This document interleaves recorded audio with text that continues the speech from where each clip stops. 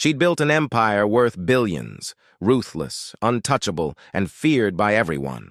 But to her, he was nothing more than the help.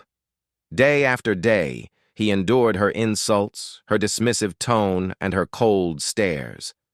What she never realized was that the man she called useless carried the very key to her survival. And when her empire began to crumble, the truth about who really held the power would shock the world. Because sometimes, the one you underestimate is the one who saves you. Malik had never cared about titles. To him, work was about purpose, not power.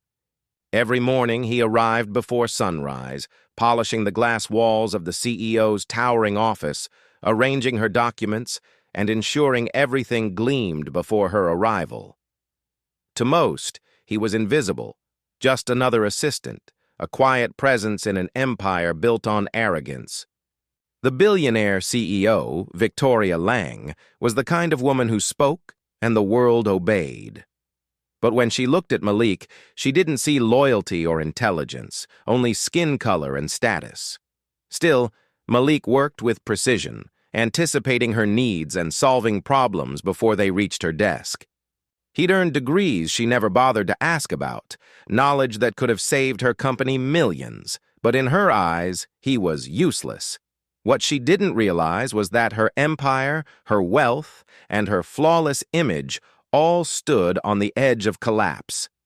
And the man she dismissed every single day was about to become the one person she couldn't live without.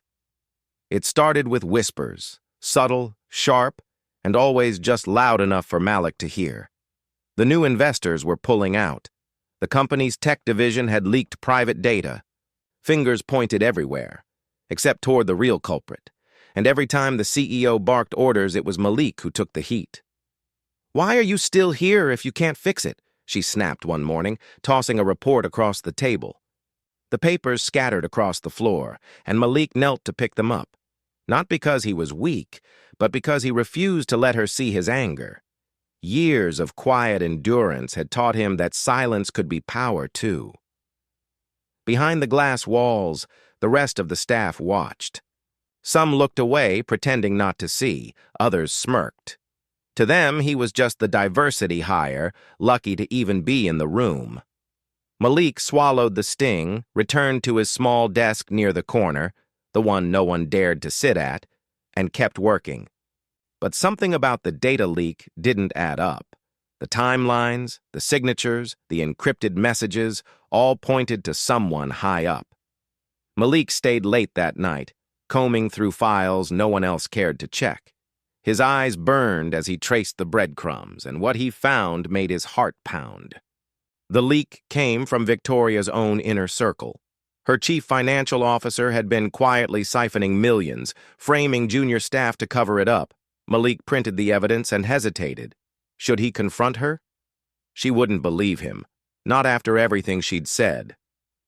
Not after every insult, every cold stare. He'd watched her destroy careers over smaller suspicions. But if he stayed silent, hundreds of workers, people like him, people with families, would lose their jobs when the company collapsed. Next morning, Victoria stormed into the boardroom, flanked by lawyers and investors demanding answers. Malik stood in the corner, file in hand, waiting for a moment that felt both terrifying and inevitable. When he finally stepped forward, she glared at him. "Not now," she hissed. "Go make coffee or something." But Malik didn't move. His voice was steady, calm, but unshakable. "I think you'll want to see this," he said, sliding the documents across the polished table. The room went silent. Victoria snatched the papers, her expression turning from irritation to disbelief as her eyes scanned line after line of undeniable proof. Her most trusted executive, the man who sat beside her in every meeting, had been betraying her for years. For the first time, she looked at Malik, really looked at him, as if seeing him for who he truly was. But before she could speak, the CFO walked in, his face pale, his confidence gone. That's when Malik realized this wasn't just about corruption. It was about what happens when truth comes from the person everyone refuses to listen to.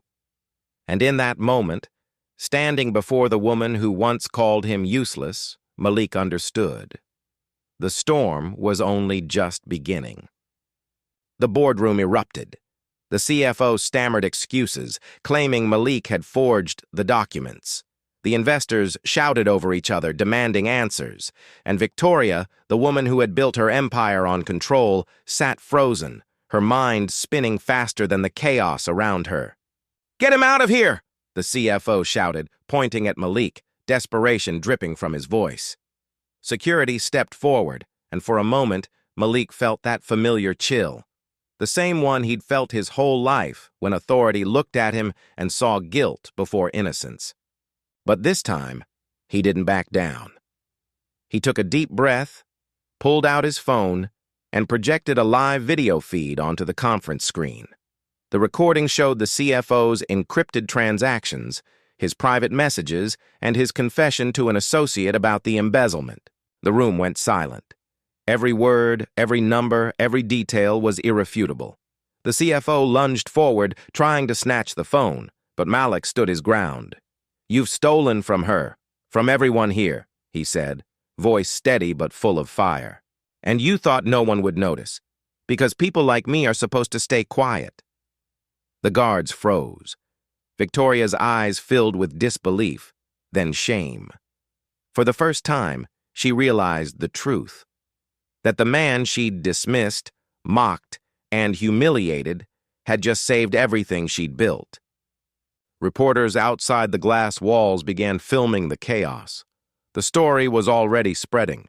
Investors turned to Malik asking questions, not to Victoria, not to her board, but to him. And in that instant, the balance shifted. The same man they once ignored was now the only one who could restore their empire. As the CFO was escorted out, Malik caught Victoria's gaze. She tried to speak, but no words came. He didn't need her apology. The truth had already spoken louder than anything she could say. But as the cameras flashed and headlines formed, Malik knew this moment wasn't just victory, it was exposure. The real test would come after the world found out who had saved her empire, and how long it would take before she admitted it. In the days that followed, the company's name filled every headline, not for its scandal, but for its redemption. Malik's evidence had saved thousands of jobs and exposed years of corruption. The CFO was arrested, and Victoria's empire was restored.